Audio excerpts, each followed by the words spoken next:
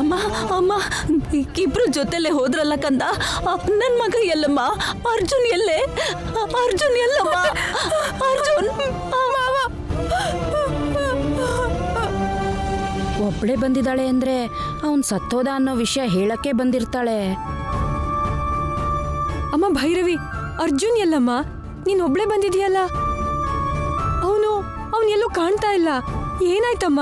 ಯಾಕೆ ಹಾಗಳ್ತಾ ಇದೀಯಾ? ಮಾತಾಡು. ಅಮ್ಮ ಭೈರವಿ, ಏನಾಯ್ತಮ್ಮ? ಒಬ್ಳೆ ಬಂದಿದ್ಯಲ್ಲ, ಯಾಕೆ? ನನ್ ಮೊಮ್ಮಗ ಎಲ್ಲಿ? ಅವನ್ಯಾಕೆ ಬರ್ಲಿಲ್ಲ? ಹೇಳು ಭೈರವಿ, ಏನಾಯ್ತು ಅಂತ. ಅಯ್ಯೋ, ಅಲ್ಲೇನಾಯ್ತಮ್ಮ? ಯಾಕಮ್ಮ ಮಾತಾಡ್ತಿಲ್ಲ? ಮಾತಾಡಮ್ಮ. ಅರ್ಜುನ್ ಎಲ್ಲಿ? ಮಾತಾಡ್ತಾ ಇಲ್ವಲ್ಲೇ? ಈಗ ಮೌನವಾಗಿದ್ರೆ ಏನಂತ ಅರ್ಥ ಮಾಡ್ಕೋಬೇಕು? ನನ್ ಮೊಮ್ಮಗ ಎಲ್ಲಿ ಹೇಳು? ಭೈರವಿ, ಏನಾಯ್ತಮ್ಮ? ಅರ್ಜುನ್ ಎಲ್ಲಿ? ಮಾತಾಡಮ್ಮ. ದೇವಸ್ಥಾನದ ಬಾಗ್ಲು ತೆಗೆದು ಒಳಗಡೆ ಹೋಗುವಾಗ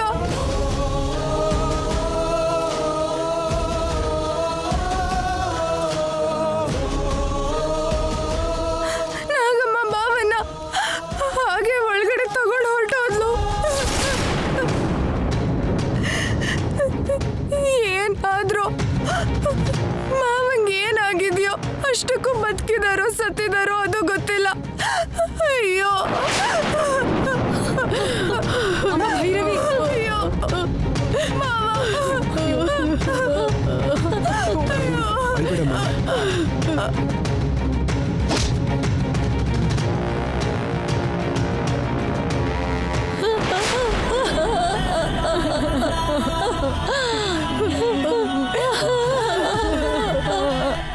ಏನ್ ಮಾತಾಡ್ತಿದ್ಯಮ್ಮ?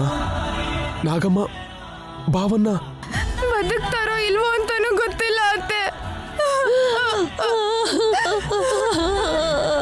ನಾಗಮ್ಮನ್ ಕಾಟದಿಂದ ನಿನ್ ಮಗನ್ ಯಾರು ಕಾಪಾಡಕ್ ಆಗಲ್ಲ ಅಕ್ಕ. ಅಯ್ಯೋ, ನಿನ್ ಮಗ ಬದುಕೆ ಇದಾನೋ ಇಲ್ವೋ ಅಕ್ಕ? ಅಯ್ಯೋ ದೇವ್ರೇ, ಏನಪ್ಪ ಇದು? ಅರ್ಜುನ್ ಅರ್ಜುನ್, ಅಯ್ಯೋ ಅರ್ಜುನ್. ಭೈರವಿ, ಸಮಾಧಾನ ಮಾಡ್ಕೊಳ್ಳಮ್ಮ. ಚಿಕ್ಕಮ್ಮ, ಅರ್ಜುನ್. ಅಯ್ಯೋ ಅರ್ಜುನ್, ಅರ್ಜುನ್.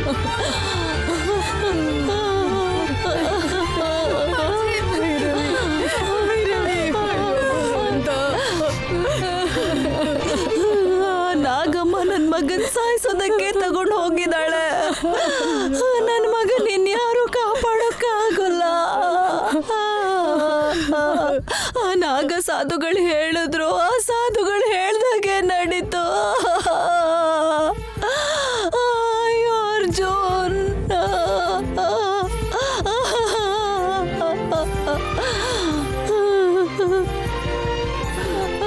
ಅಮ್ಮ, ನನ್ ಮಗನ್ ಕಾಪಾಡಿ.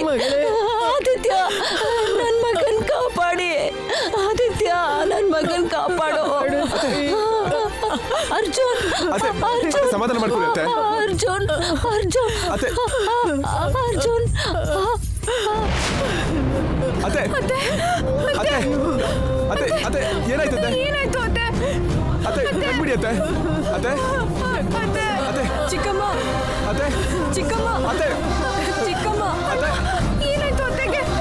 ಅತ್ತೆ, ಅತ್ತೆ, ಅತ್ತೆ, ಅತ್ತೆ, ಕಣ್ಬಿಡಿ ಅತ್ತೆ.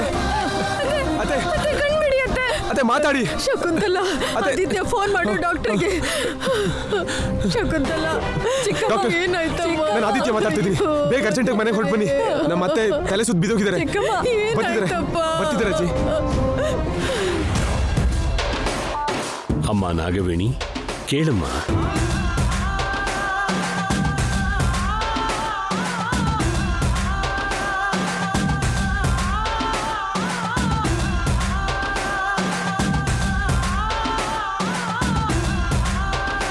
ತಾಯೇ ಮೃತ್ಯು ದೇವತೆ, ನಿನ್ನನ್ನು ಯಾರು ಪೂಜಿಸರು?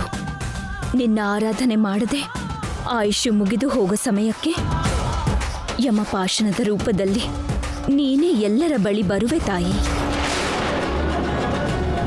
ನಾನು ಕೊಲ್ಲಬೇಕೆಂದಿರುವ ಅರ್ಜುನ್ಗೆ ಮರಣಗಂಡಾಂತರವಿದೆ.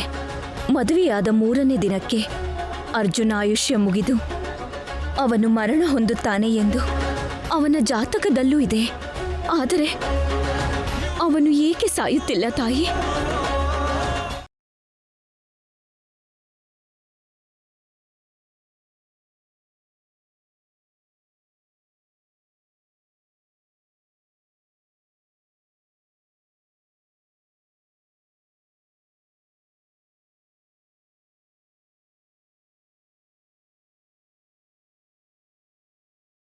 ನಾನು ಕಚ್ಚಿದರೂ ಕೂಡ ಅವನು ಸಾಯಲಿಲ್ಲಮ್ಮ.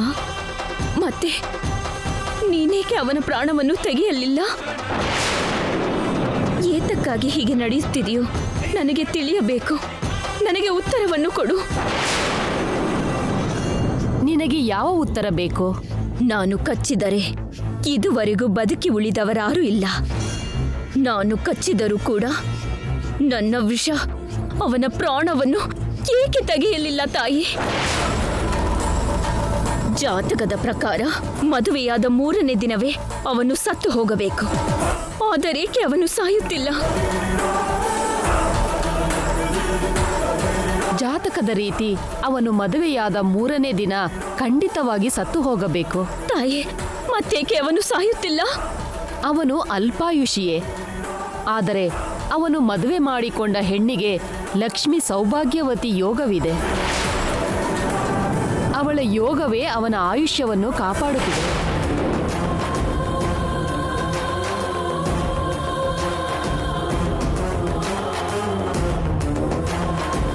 ಅಂದರೆ ಜಾತಕವೆನ್ನುವುದು ನಿಜ ಅಲ್ಲವೇನಮ್ಮ? ಅವನ ಜಾತಕವೇ ಸುಳ್ಳ? ಜಾತಕ ಸುಳ್ಳಲ್ಲ.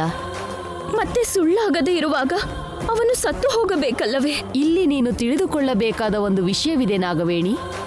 ಏನು ತಾಯಿ ಅದು? ಏನು? ಅದೃಷ್ಟಕ್ಕಿಂತ ಆತ್ಮವಿಶ್ವಾಸ ದೊಡ್ಡದು. ತನ್ನ ಪತಿಯನ್ನು ಬದುಕಿಸಿಕೊಳ್ಳಬೇಕು ಎನ್ನುವ ಭೈರವಿಯ ಆತ್ಮವಿಶ್ವಾಸವೇ ನಿನ್ನ ಕೈಯಲ್ಲಿ ಮರಣ ಹೊಂದಬೇಕಾದವನನ್ನು ಕಾಪಾಡುತ್ತಿದೆ.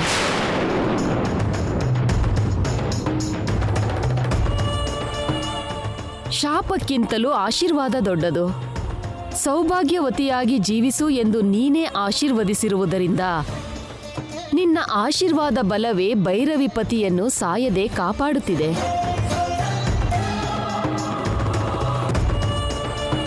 ವರಕ್ಕಿಂತಲೂ ಸಂಕಲ್ಪ ದೊಡ್ಡದು. ಭೈರವಿಗಿರುವ ಸಂಕಲ್ಪ ಬಲವೇ ನಿನ್ನ ಪ್ರಯತ್ನವನ್ನು ಮಂಕುಗೊಳಿಸುತ್ತಿದೆ. ಜಾತಕಕ್ಕಿಂತಲೂ ಕರ್ಮಫಲ ಯೋಗ ದೊಡ್ಡದು. ಯೋಗವೆಂದರೆ ಜೀವಿಗಳು ಮಾಡುವ ಪಾಪ ಪುಣ್ಯಗಳ ಫಲಿತಾಂಶವನ್ನು ಯೋಗವೆನ್ನುವರು. ನಿನಗೆ ಅರ್ಥವಾಗುವ ರೀತಿ ಒಂದು ಸಣ್ಣ ಉದಾಹರಣೆ ಹೇಳುತ್ತೇನೆ ಕೇಳು. ದುರ್ಯೋಧನನ ಹಣೆ ಬರಹ ಬರೆದವನು ಆ ಬ್ರಹ್ಮದೇವನು. 127 ವರ್ಷ ಆಯುಷ್ಯ ಬರೆದನು. ಆದರೆ ಬರೆದ ಆಯುಷ್ಯಕ್ಕಿಂತಲೂ ತುಂಬಾ ವರ್ಷಗಳ ಮುಂಚೆಯೇ ತೀರಿಹೋದ. ಏಕೆ ಹಾಗೆ ನಡೆಯಿತು ತಾಯಿ? ದುರ್ಯೋಧನ ಮಾಡಿದ ಪಾಪಗಳ ಫಲಿತಾಂಶ ಅವನ ಆಯುಷ್ಯ ಕಮ್ಮಿ ಆಗುವ ಹಾಗೆ ಮಾಡಿತು.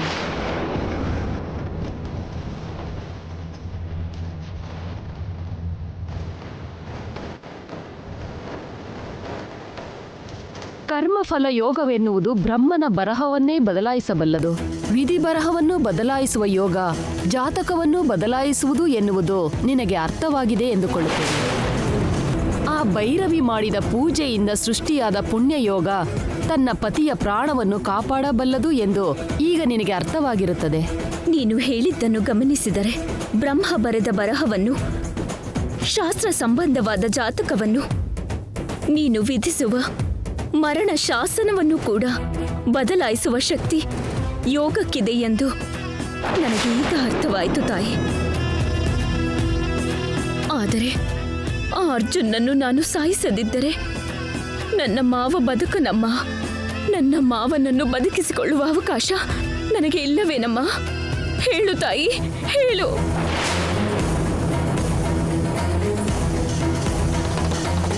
ನಿನ್ನ ಮಾವನನ್ನು ತಪ್ಪದೇ ನೀನು ಬದುಕಿಸಿಕೊಳ್ಳಬಹುದು. ಅಂದರೆ ನನ್ನ ಮಾವ ಬದುಕಬೇಕೆಂದರೆ ಆ ಅರ್ಜುನ್ ಸಾಯಬೇಕಲ್ಲವೇನಮ್ಮ? ಸಾಯುತ್ತಾನೆ.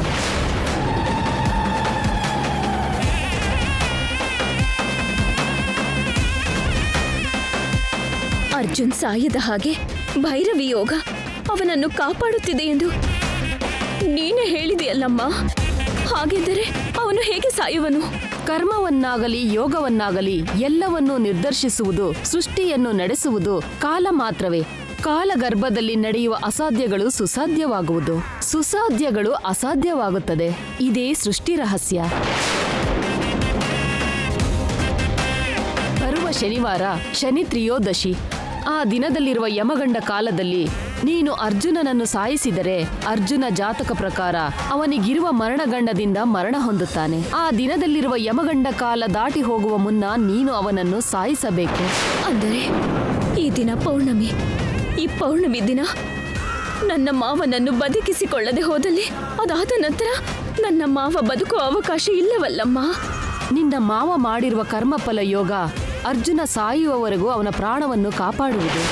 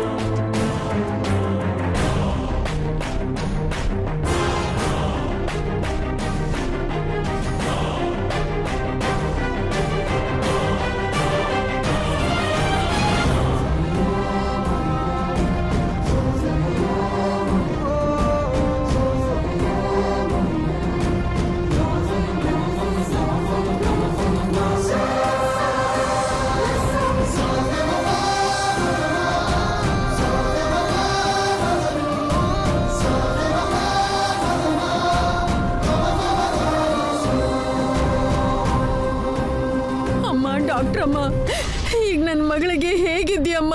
ಹೇಗಿದ್ದಾಳೆ? ಆತಂಕ ಪಡೋದೇನೂ ಇಲ್ಲಮ್ಮ.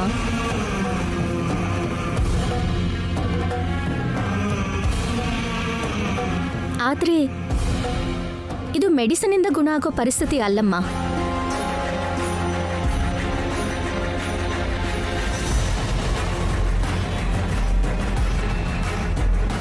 ಅದೇನು ಡಾಕ್ಟರ್, ಈಗ ತಾನೇ ಗಾಬರಿ ಪಡೋಂಥದ್ದೇನೂ ಇಲ್ಲ ಅಂದ್ರಿ, ಮತ್ತೆ ಮೆಡಿಸಿನಿಂದ ವಾಸಿ ಆಗಲ್ಲ ಅಂತ ಹೇಳ್ತಿದ್ದೀರಿ? ದೇಹಕ್ಕಾಗಿರೋ ಗಾಯನ ವಾಸಿ ಮಾಡೋಕ್ಕೆ ಮೆಡಿಸಿನ್ ಇದೆ, ಆದರೆ ಮನಸ್ಸಿನ ನೋವನ್ನು ಕಡಿಮೆ ಮಾಡೋದಕ್ಕೆ ಯಾವ ಮೆಡಿಸನ್ನೂ ಇಲ್ಲ.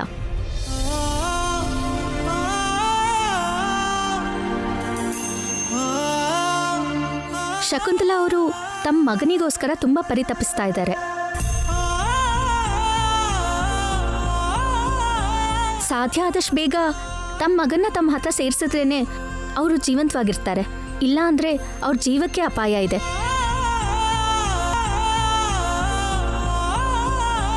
ಸಾಧ್ಯ ಆದಷ್ಟು ಬೇಗ ತಮ್ಮ ಮಗನ್ನ ತಮ್ಮ ಹತ್ರ ಸೇರಿಸಿದ್ರೇನೆ ಅವರು ಜೀವಂತವಾಗಿರ್ತಾರೆ. ಇಲ್ಲ ಅಂದ್ರೆ ಅವ್ರ ಜೀವಕ್ಕೆ ಅಪಾಯ ಇದೆ.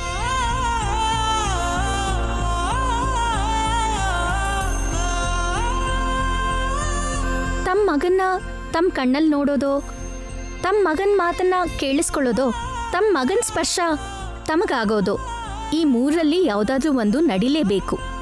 ಮೆಡಿಸಿನಿಂದ ವಾಸಿಯಾಗೋ ಪರಿಸ್ಥಿತಿ ಅಂತೂ ಅಲ್ಲ.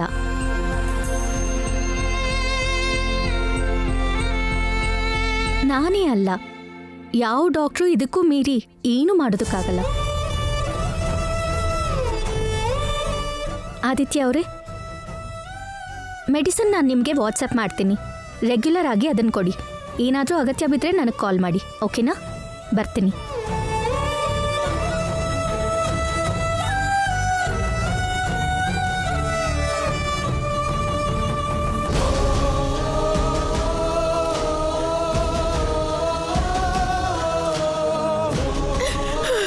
ಅಮ್ಮ ಶಕುಂತಲಾ,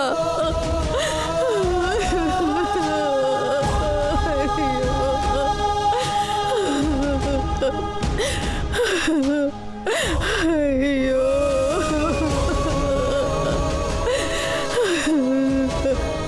ಅರ್ಜುನ್ಗೆ ಏನಾಗಿದೆಯೋ ಗೊತ್ತಿಲ್ಲ. ಇಲ್ಲಿ ನನ್ನ ಮಗಳು ನನ್ನ ಮೊಮ್ಮಗನ ಕನವರಿಸ್ತಾ ಇದ್ದಾಳೆ. ಈ ಮನೇಲಿ ಏನಾಗ್ತಾ ಇದೆಯೋ, ಮುಂದೆ ಏನಾಗುತ್ತೋ ಅರ್ಥ ಆಗ್ತಾ ಇಲ್ಲಮ್ಮ. ಅಮ್ಮ ಶಕುಂತಲಾ, ಅಯ್ಯೋ ಶಕುಂತಲಾ ಅಮ್ಮ.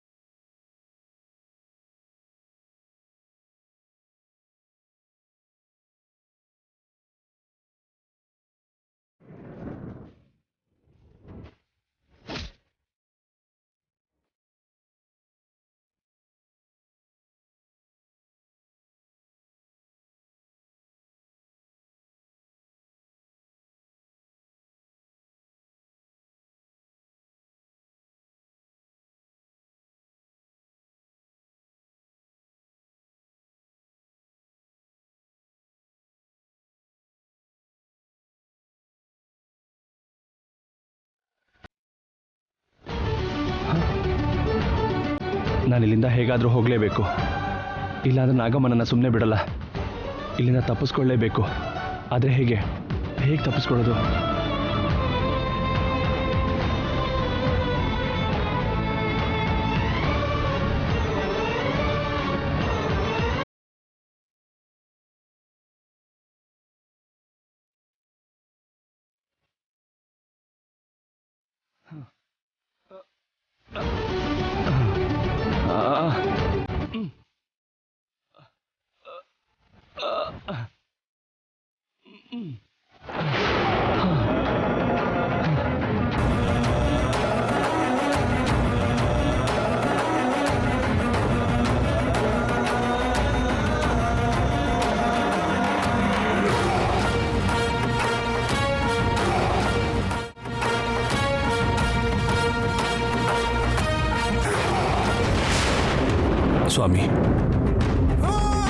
ಸ್ವಾಮಿ, ನಾಗಮ್ಮನನ್ನು ಸಾಯಿಸಬೇಕು ಅಂತಿದ್ದಾಳೆ. ನನ್ನ ಕಾಪಾಡಿ ನನ್ನ ಹೊರಗೆ ಹೋಗೋ ಹಾಗೆ ಮಾಡಿ ಸ್ವಾಮಿ. ಅಲ್ಲಿ ನನಗೋಸ್ಕರ ನಮ್ಮಮ್ಮ ಭೈರವಿ ನನಗೇನಾಗಿದೆಯೋ ಅಂತ ಟೆನ್ಷನ್ ಮಾಡ್ಕೊಂಡಿರ್ತಾರೆ.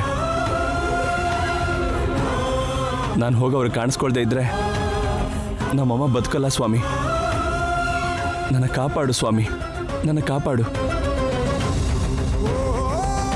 ನನ್ನ ಪ್ರಾಣ ಗಂಡಾಂತರದಿಂದ ತಪ್ಪಿಸೋದಕ್ಕೆ ಭೈರವಿ ಎಷ್ಟೋ ಪೂಜೆಗಳನ್ನ ಮಾಡಿದ್ದಾಳೆ. ಯಾವ ಪೂಜೆ ಮಾಡಿದ್ರೂ ಎಲ್ಲರೂ ಮೊದಲು ಆರಾಧನೆ ಮಾಡೋದು ನಿನ್ನೆ ಅಲ್ವಾ ಸ್ವಾಮಿ? ನನ್ನ ಮೇಲೆ ದಯೆ ತೋರಿಸಿ ನನ್ನ ಕಾಪಾಡು ಸ್ವಾಮಿ.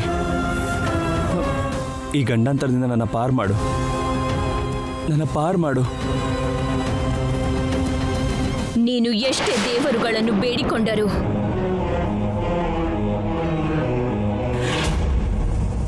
ನೀನು ಎಷ್ಟೇ ದೇವತೆಗಳನ್ನು ಪೂಜಿಸಿದರೂ ನಿನ್ನನ್ನು ಯಾವ ದೇವರು ಕಾಪಾಡುವುದಿಲ್ಲ.